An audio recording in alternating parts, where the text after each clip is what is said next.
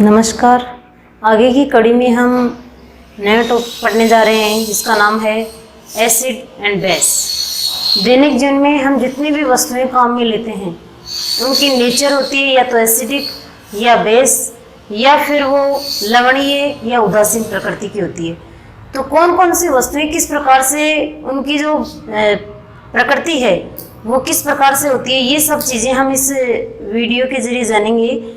तो सबसे पहले इसमें अम्ल और क्षार क्या होते हैं, इन दोनों के अंदर अंतर समझ में आने के बाद में ये चीज़ें आसान हो जाएंगी। तो सबसे पहले हम समझते हैं एसिड या अम्ल। अम्ल क्या होते हैं और दूसरी तरफ हम लिखते हैं कि क्षार क्या होते हैं। अब इन दोनों के अंदर अंतर समझिए। यानी अम्ल वे होते हैं, यानी एक ट्रिक बताती हूँ मैं आपको। अनिल अनिल किसी लड़की का नाम मान लो। अनिल अनिल क्या होता है, यानी अम्ल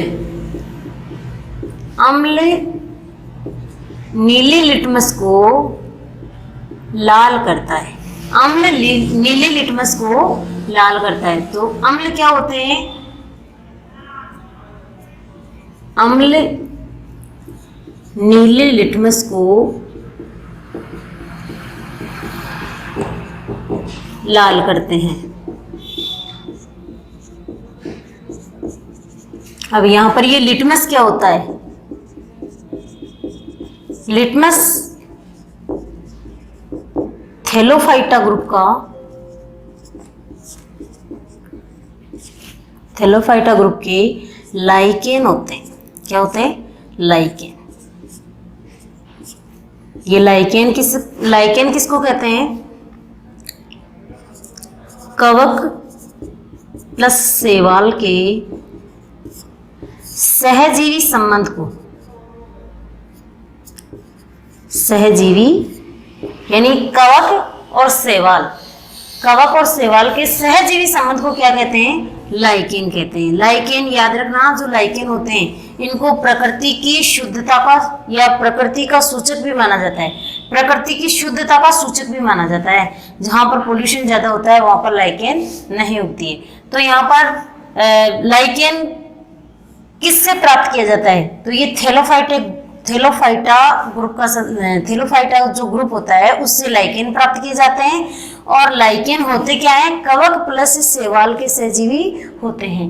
तो इसका उल्टा हो जाएगा ये, या फिर इसको याद करने के लिए आप याद रख लो सीधी सी ट्रिक, जिससे बेलन बे का मतलब बेस और बेस का मतलब क्षार। लाल को कैसा करता है, नीला। यानी इसके लिए बेलन, या फिर आप ऐसे भी कर सकते हो, जैसे एक ट्रिक याद रख लो, अनिल। तो अनिल यानी नीले लिटमस को कैसा करता है, लाल करता है। तो ये लाल को कैसा कर देगा, नीला कर देगा। ठीक है, तो यहां पर लाल लिटमस को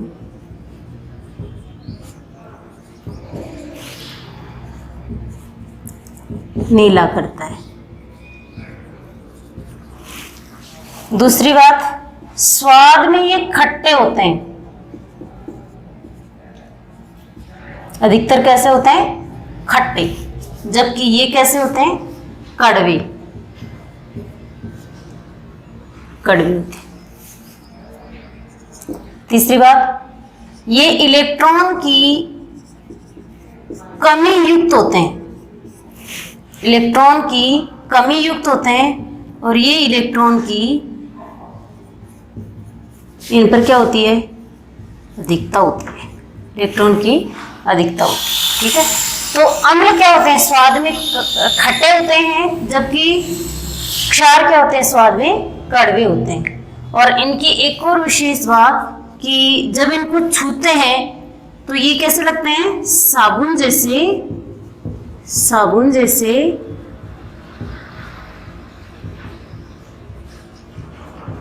चिकने लगते हैं, साबुन जैसे चिकने लगते हैं। तो ये अम्ल और क्षार, इन दोनों में तो एक सामान्य अंतर है कि अम्ल किसे कहते हैं, किसे क्षार कहते हैं। सामान्य तौर पे जैसे अम्ल के अंदर अम्ल क्षार का टेस्ट करने के लिए लाल लिटमस और नीले लिटमस का प्रयोग किया जाता है, जो थैलोफाइटा ग्रुप के लाइकेन से बनाया जाता है। लाइकेन क्या होते हैं? शैवाल प्लस कवक का क्या होते हैं? सहजीवी संबंध होते हैं। तो यहाँ से भी इंपॉर्टेंट क्वेश्चन बनता है, ये भी पूछ सकते हैं। और दूसरी बात, ये छोटी छोटी चीजें हैं, अम्ल स्वाद में कैसे होते हैं, ये सब नहीं पूछते एग्जाम के अंदर। हाँ, ये जरूर पूछ सकते हैं कि अम्ल जो है, ये जो क्षार है, ये साबुन जैसे चिकने लगते हैं, छूने पर ये कैसे लगते हैं? साबुन जैसे चिकने लगते हैं। और ये इलेक्ट्रॉन की अधिकता युक्त पदार्थ होते हैं, और ये क्या होते हैं? इलेक्ट्रॉन की कमी युक्त होते हैं। ठीक है, इसके कुछ उदाहरण देख लो, जैसे HCl है, H2SO4 है, HNO3 है, HF, HI,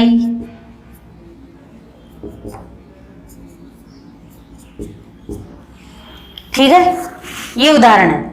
इसी प्रकार से KOH, NaOH, CSOH, इसी प्रकार से कैल्शियम ऑक्साइड, मैग्नीशियम ऑक्साइड, ये सब क्या होते हैं? क्षारों के उदाहरण होते हैं, और ये अम्लों के उदाहरण होते हैं। इस प्रकार से अम्ल और क्षार में ये तो है सामान्य अंतर। अब इसके बाद में अम्ल और क्षार को किस प्रकार से, कि किसे अम्ल कहें किसे क्षार कहें, तो सबसे पहले एक थ्योरी आती है, उस थ्योरी को हम पढ़ेंगे। उसका नाम है आरेनियस के अनुसार। आरेनियस के अनुसार अम्ल क्षार क्या होते हैं? आरेनियस के अनुसार, तो आरेनियस ने क्या कहा कि अम्ल वे पदार्थ होते हैं जो जलीय विलयन में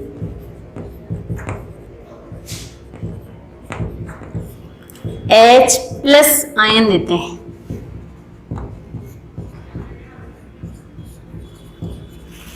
जैसे ये है,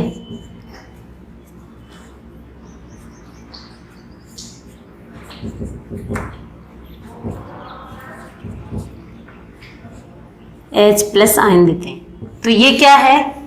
अम्ल हो गया। H+ आयन देते हैं, वो क्या होते हैं? अम्ल होते हैं। लेकिन इन्होंने क्या बताया कि जलीय विलयन में क्या देते हैं? ये H+ आयन देते हैं, उनको क्या कहते हैं? अम्ल कहते हैं। और OH- आयन देते हैं, उनको क्या कहते हैं? क्षार कहते हैं। तो पहले इसके उदाहरण देख लेते हैं हम। जैसे जिनके अंदर भी H आएगा वो सारे इसके अंदर आ जाएंगे। जैसे HCl है, HCl टूटेगा तो क्या बनेगा? H+ Cl-, यहाँ H बन गया, HF, H+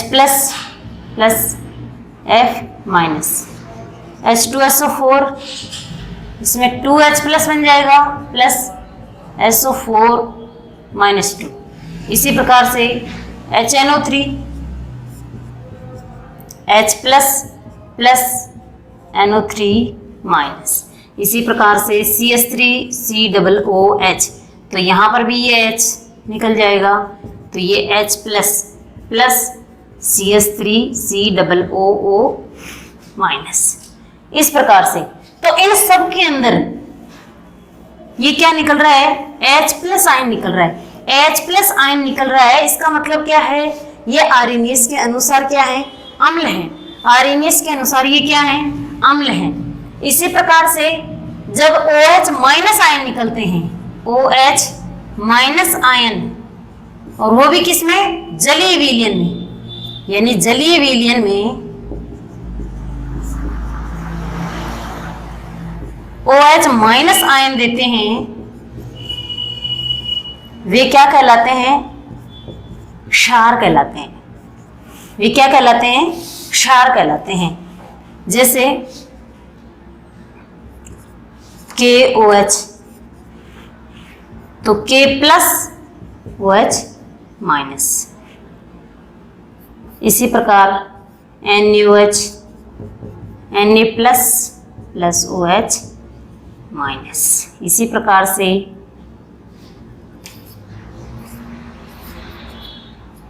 CSOH, CS+ OH-।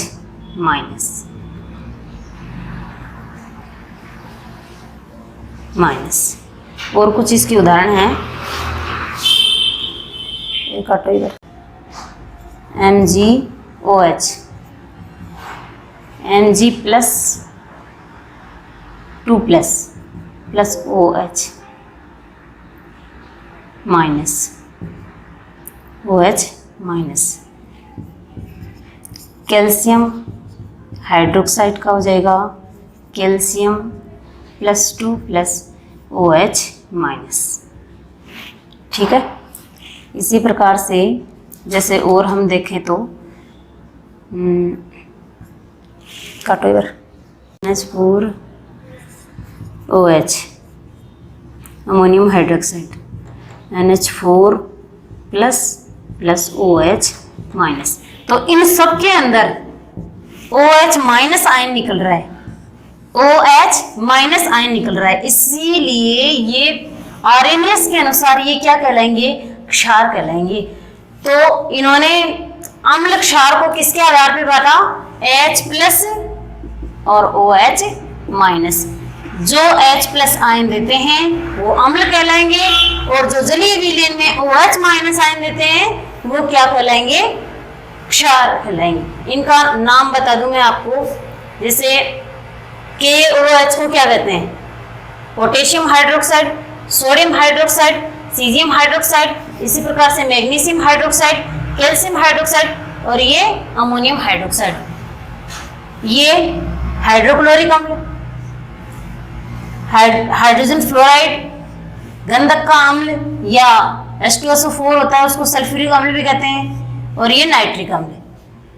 ये हो जाएगा अपना CH3COOH एसिटिक अम्ल, CH3COOH क्या हो जाएगा, एसिटिक अम्ल। जो अम्ल होते हैं उसको आरएनएस के अनुसार कि जो एक H प्लस आयन त्यागता है उसको क्या कहते हैं, दो H प्लस आयन त्यागता है उसको क्या कहते हैं। तो इसके अनुसार उन्होंने ये बताया कि जब कोई पदार्थ H प्लस आयन त्यागता है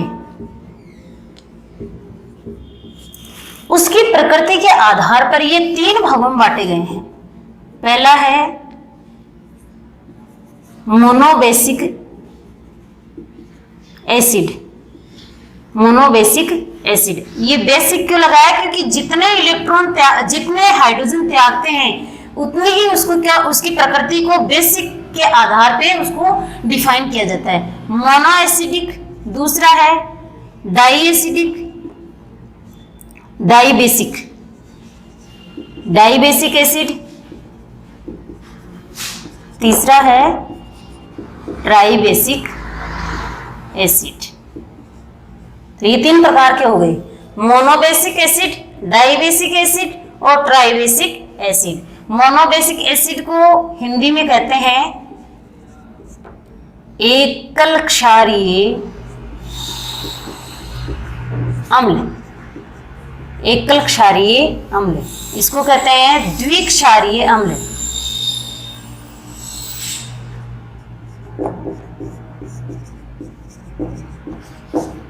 और इसको कहते हैं त्रिक्षारीय अम्ल।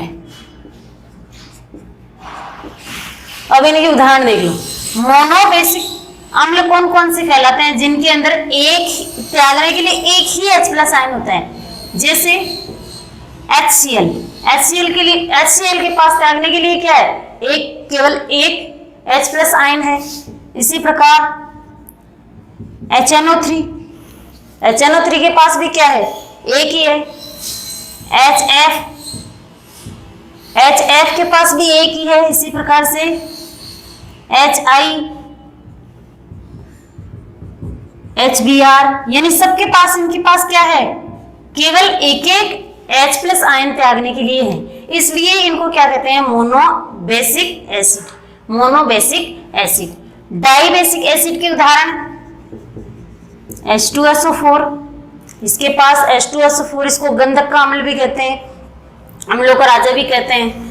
ये जो फैक्ट्रियां होती हैं इनमें बहुत ज्यादा काम में लिया जाता है। इसके पास 2 हाइड्रोजन है, तो ये 2 हाइड्रोजन को त्याग कर सकता है, इसलिए इसकी प्रकृति कैसी हो जाएगी, डाईबेसिक एसिड। इसी प्रकार से H2CO3 कार्बोनिक अम्ल, तो इसमें भी 2 हाइड्रोजन है, इसी प्रकार से H2C2O4 ऑक्जेलिक अम्ल,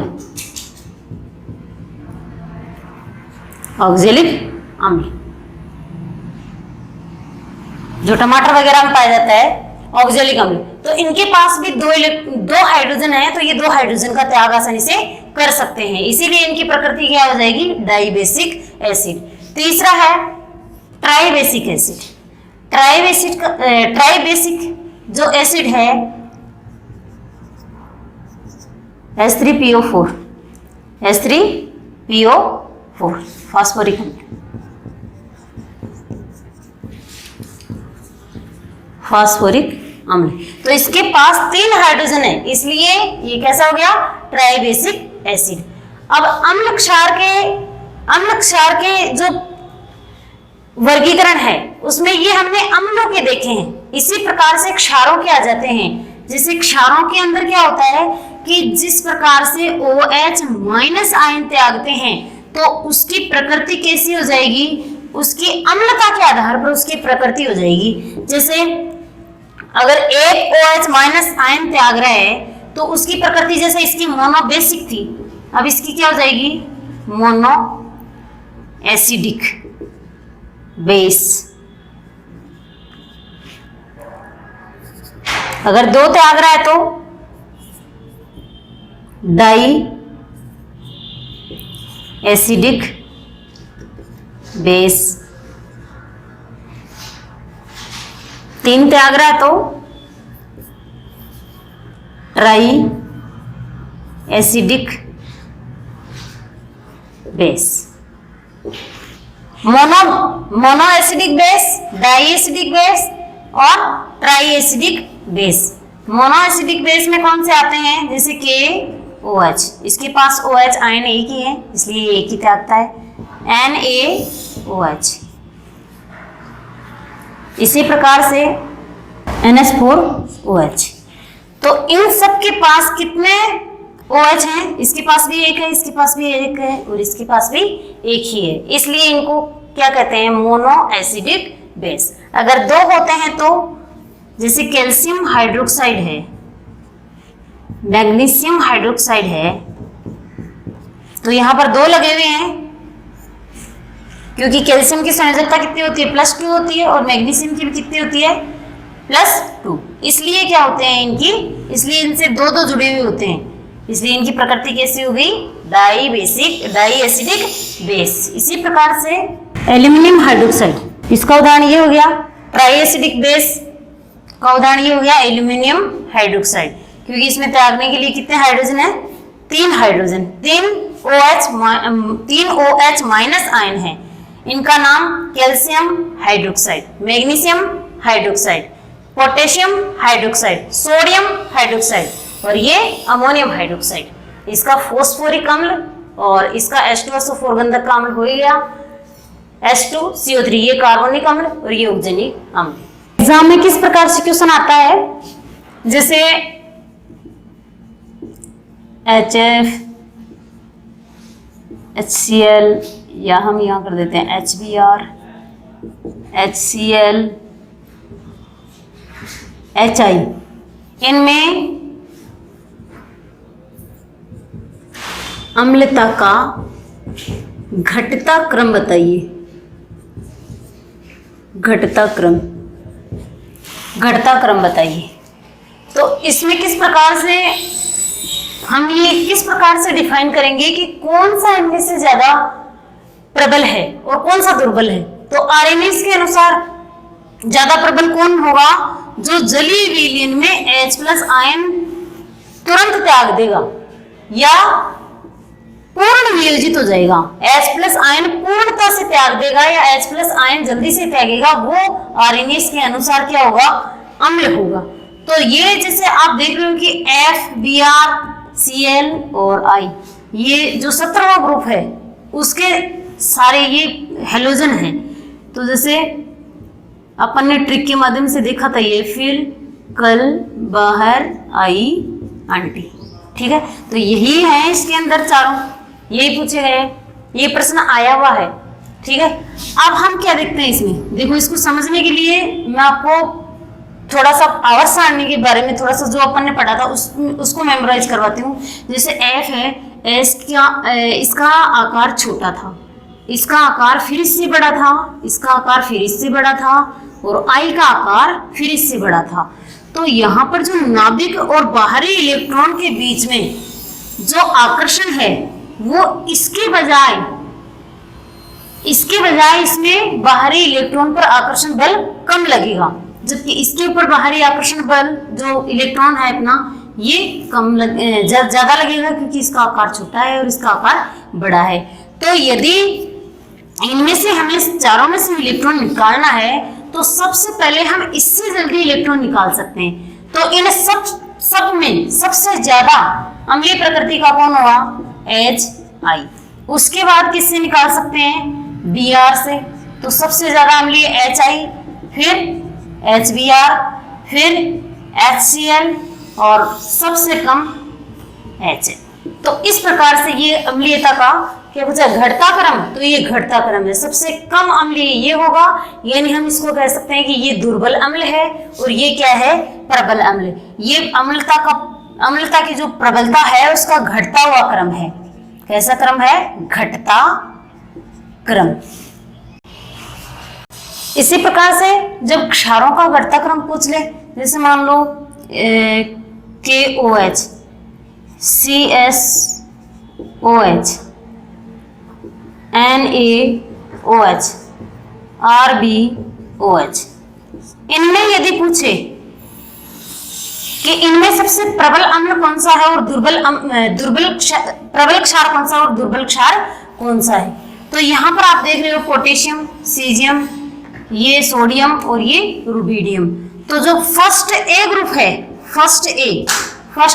है उसके अंदर सबसे ऊपर कौन सा आता है? सबसे ऊपर कौन सा आता है? तो उसमें मैंने आपको ट्रिक बताई थी, है ली इसमें है नहीं ना। सबसे पहले सोडियम, कहे, फिर रूबी और फिर सजी फिरे CS। ठीक है। तो अब इसमें इसका क्षारीयता का घटता हुआ क्रम पता चल गया, क्षारीयता का बढ़ता हुआ क्रम पता चल गया। इसमें भी इसमें आर्यनियस ने क्या कहा था कि जो विलयन जल्दी से OH माइनस आयन का त्याग कर देगा वो क्या होगा? ज्यादा प्रबल क्षारीय होगा। तो सबसे प्रबल क्षार इसमें कौन सा होगा? जैसे इसका आकार छोटा होगा, वही चीज होगी जो अम्लों में हमने पढ़ी थी, फिर इसका बड़ा होगा, फिर इसका बड़ा होगा। तो आवर्त सारणी में, पूरी आवर्त सारणी में जो ये सीजियम है ये सबसे बड़ा आकार इसका होता है, जिसके कारण इसका जो बाह्यतम कक्षक में जो इलेक्ट्रॉन होते हैं वो दूर स्थित होते हैं, और इसी प्रकार से जब ये OH माइनस आयन से जुड़ता है तो ये ज्यादा प्रबलता से नहीं जुड़ पाता है, जिसके कारण इसका जो ये है सबसे ज्यादा क्षारीय, क्योंकि ये OH माइनस आयनों का ज्यादा क्या कर सकता है? रिलीज कर सकता है। तो इसमें क्रम यदि पूछे तो सबसे पहले हमने यहाँ पर CS है तो CSOH, सीजियम हाइड्रोक्साइड। उसके बाद में आया रुबिडियम हाइड्रोक्साइड तो RbOH। उसके बाद में आया पोटेशियम हाइड्रोक्साइड और उसके बाद में सोडियम हाइड्रोक्साइड NaOH। वैसे NaOH भी बहुत प्रबल है, ऐसा नहीं है कि NaOH प्रबल नहीं है, लेकिन इस NaOH की बजाय ये ज्यादा प्रबल है, इस NaOH की बजाय ये सब ज्यादा प्रबल है और NaOH के पहले आते हैं ये, इसलिए ये क्या हुई? ये जो क्षार है, क्षारों का घटता हुआ क्रम है सबसे ज्यादा, ये इसको क्या कहेंगे? प्रबल क्षार, और इसको क्या कहेंगे? दुर्बल। इसके अनुसार, इस प्रश्न के अनुसार ये क्या हो गया? दुर्बल क्षार हो गया। यानी जब ऊपर से नीचे, वर्ग में ऊपर से नीचे जाते हैं तो क्षारीयता का क्रम बढ़ता है। ऊपर से नीचे जब आवर्त सारणी में ऊपर से नीचे जाते हैं तो क्षारीयता का क्रम भी क्या होता है? बढ़ता है। तो हम देखते हैं कि आर्यनियस की क्या कमियां रही। आर्यनियस की कमियां या सीमाएं हम इसको कह सकते हैं, सीमाएं। तो सीमाएं क्या रही इनकी कि जिन विलयनों के अंदर H+ और OH- आयन नहीं होते हैं उनकी ये व्याख्या नहीं कर सका, व्याख्या नहीं कर सका। जिनमें H+ और OH- आयन नहीं होते हैं उनकी व्याख्या नहीं कर सका। दूसरी बात, यदि इनको शुष्क HCl, वैसे ये HCl है, ये अम्ल है, लेकिन इसकी भी ये व्याख्या नहीं कर सका। इस प्रकार से सभी जो विलयन है उनको H+ और OH- आयनों में विभाजित नहीं किया जा सकता। दूसरी बात कि इनके अंदर कुछ ऐसे होते हैं जिनके अंदर H+ आयन होते हैं, OH- आयन होते हैं, उनको तो ये व्याख्या करके इन्होंने समझा दिया, लेकिन अगर नहीं होते हैं तो उनको ये नहीं समझा सका। दूसरी बात कि H+ इसमें है, लेकिन फिर भी ये इसकी व्याख्या नहीं कर सका। क्यों नहीं कर सका? क्योंकि ये कहता है कि विलयन होना चाहिए, विलयन होना चाहिए, और विलयन कैसा होना चाहिए? जलीय विलयन, जलीय विलयन होना चाहिए। तो जलीय विलयनों की ही व्याख्या कर सका, जलीय विलयनों की व्याख्या, जलीय विलयनों की व्याख्या तक सीमित। तो ये इसकी कमियां रही। आर्हेनियस के बाद में ब्रॉन्स्टन लोरी आए, जिन्होंने क्या संकल्पना दी उसके बारे में बात करते हैं। यानी जो आर्हेनियस है वो H+ आयन और OH- आयन की बात करता है, जबकि ब्रॉन्स्टन लोरी किसकी बात करता है? ये कहता है कि जब कोई अम्ल वह होगा जो H+ या H+ को हम कहेंगे प्रोटॉन, यानी जो प्रोटॉन देता है वो क्या कहलाएगा? अम्ल। और क्षार कौन से होंगे? जो प्रोटॉन ग्रहण करने वाले। इसके साथ ही इन्होंने संयुग्मी अम्ल और संयुग्मी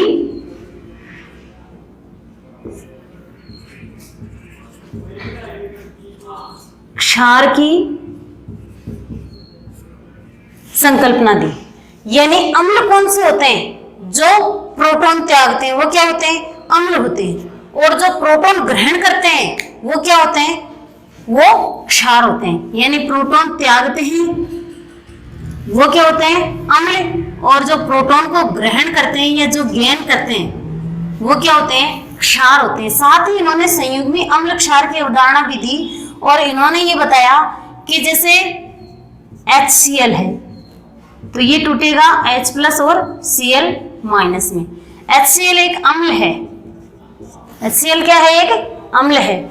तो ये टूटेगा तो H+ और Cl- में। तो इस Cl को क्या कहेंगे? इस Cl को कहेंगे इसका संयुग्मी क्षार, संयुग्मी क्षार। अब जब इसी Cl में H+ आयन जोड़ देते हैं तो दोबारा ये क्या बन जाता है? HCl। तो ये तो क्या था? क्षार, और इसका बन जाएगा ये संयुग्मी अम्ल।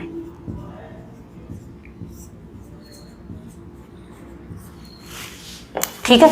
इसी प्रकार से हम एक दूसरा उदाहरण समझते हैं। जैसे HCl+ H2O। यहां पर देखो HCl किसकी भांति व्यवहार करता है? अम्ल की भांति। और H2O किसकी भांति व्यवहार कर रहा है? यहाँ पर क्षार की भांति। तो HCl टूटेगा तो क्या बनेगा?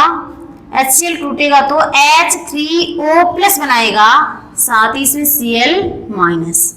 तो यहाँ पर इस अम्ल का संयुग्मी क्षार कौन सा हुआ? संयुग्मी क्षार। ये क्षार है तो इसका संयुग्मी अम्ल ये बन गया। ये क्या है? संयुग्मी अम्ल, संयुग्मी अम्ल। तो यहाँ पर इस HCl का ये अम्ल है तो इसका संयुग्मी क्षार ये बन गया।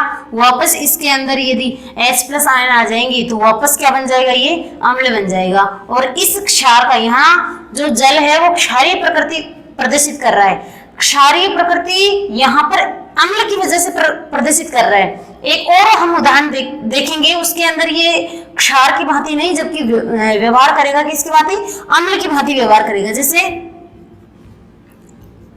NH3 प्लस H2, NH3 क्या है, एक प्रकार का क्षार है। अमोनिया क्या, क्षारीय प्रकृति की है, और ये यहां पर व्यवहार करेगा अम्ल की भांति, तो क्या बनाएगा, NH4 प्लस अमोनियम आयन बनेगा, अमोनियम आयन, अमोनियम आयन बनाएगा। साथ ही इसमें से क्या निकलेगा, जैसे एक H इसमें से निकल गया तो ये क्या बच गया, OH माइनस। तो अब इसका संयुग्मी अम्ल क्या होगा, जैसे ये क्षार है तो इसका संयुग्मी अम्ल कौन सा बन गया, संयुग्मी अम्ल ये बन गया, संयुग्मी अम्ल। और ये अम्ल है, इसका संयुग्मी क्षार कौन सा बन गया, संयुग्मी क्षार। तो इस प्रकार से ये दो उदाहरण है, ये बहुत बार एग्जाम में पूछे जाते हैं। इनको ध्यान से एक बार ध्यान से इनको देख लेना कि एक ये जो जल है ये उभयधर्मी प्रकृति का होता है, अम्लों की तरह भी व्यवहार करता है। जब इसके पास अम्लों की तरह व्यवहार कब करता है, जब इसके पास कोई क्षार आता है, और क्षारों की भांति कब व्यवहार करता है, जबकि इसके पास कोई अम्ल आता है। तो इस प्रकार से ये संयुग्मी अम्ल और संयुग्मी क्षार की इन्होंने परिभाषा देकर इनको समझाने का प्रयास किया। एग्जाम में किस प्रकार से क्वेश्चन आते हैं, जैसे HClO, HClO2, HClO3, HClO4, तो इनमें से सबसे प्रबल कौन सा है, सबसे प्रबल है ये, फिर ये, फिर ये, यानी ये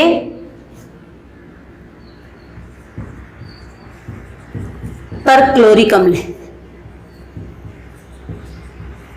परक्लोरिक अम्ल बहुत इंपॉर्टेंट उदाहरण है, ये बाकी याद रखो न रखो, इसको जरूर याद रखना। परक्लोरिक अम्ल प्रबल अम्ल है। अब ये प्रबल अम्ल है तो यहां पर मैं एक बात बताना, यहां पर जैसे प्रबल अम्ल है तो प्रबल अम्लों के संयुग्मिक क्षार दुर्बल होते हैं। प्रबल अम्लों के संयुग्मिक क्षार दुर्बल होते हैं और दुर्बल अम्लों के संयुग्मिक क्षार प्रबल होते हैं। तो इस उदाहरण से हम समझते हैं, जैसे ये प्रबल अम्ल है यहां पर और ये है दुर्बल अम्ल। तो अब जैसे हम यहां सब में से H प्लस आयन निकाल देंगे तो ये क्या बचेगा, ClO4 माइनस, ये बचेगा ClO2 माइनस, ये बचेगा ClO3 माइनस, और ये बचेगा ClO4 माइनस। तो यहां पर ये सबसे ज्यादा, ये जो इसका जो संयुग्मिक क्षार है ये सबसे ज्यादा प्रबल होगा। क्यों, ये दुर्बल अम्ल था और इसका संयुग्मिक क्षार क्या होगा, ये इसका जो संयुग्मिक क्षार है ये कैसा होगा, प्रबल, सबसे प्रबल होगा। और इसका संयुग्मिक क्षार ये है तो अम्ल प्रबल है, इस कारण क्षार क्या होगा, दुर्बल होगा। ठीक है, इसी प्रकार से HF, HCl, HBr और HI, यहां पर हमने अम्ल का अम्लीयता का क्रम देखा था। सबसे ज्यादा अम्लीय कौन सा होता है, HI, फिर HBr, फिर HCl और उसके बाद में HF। तो यहाँ पर HI क्या है, HI प्रबल अम्ल है, प्रबल अम्ल, और इसका संयुग्मिक क्षार क्या होगा, I माइनस, इसका संयुग्मिक क्षार क्या होगा, Br माइनस, इसका संयुग्मिक क्षार होगा Cl माइनस, इसका संयुग्मिक क्षार होगा F माइनस। तो इसका जो ये F माइनस है ये संयुग्मिक क्षार, ये प्रबल संयुग्मिक क्षार है। कैसा है, प्रबल, क्योंकि दुर्बल अम्लों के संयुग्मिक क्षार कैसे होते हैं, प्रबल, और प्रबल अम्लों के संयुग्मिक क्षार कैसे होते हैं, दुर्बल होते हैं। तो इस प्रकार से एग्जाम में क्वेश्चन पूछा जाता है। ये एग्जाम में जो ये प्रश्न पूछे जाते हैं, इनको जितने भी, जैसे आपके पास कोई भी नोटबुक है तो इनमें क्वेश्चन हल करिए, जिससे आपको आसानी से इनकी प्रैक्टिस हो जाएगी। कौन सा प्रबल है, कौन सा दुर्बल है, ये आसानी से आप समझ जाएंगे।